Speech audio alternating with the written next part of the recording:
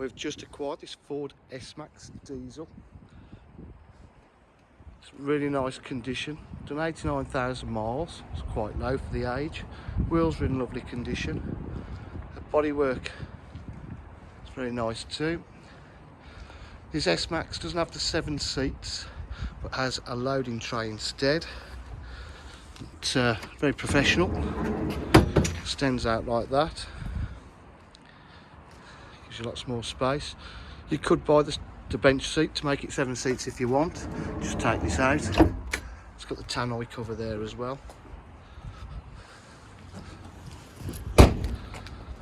It's a titanium specification. It's got the rear privacy glass. It's got the panoramic roof.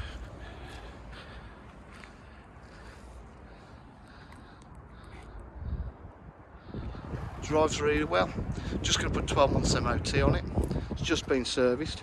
So if you require any further information, please give us a call on 07 503 751 005. Thank you.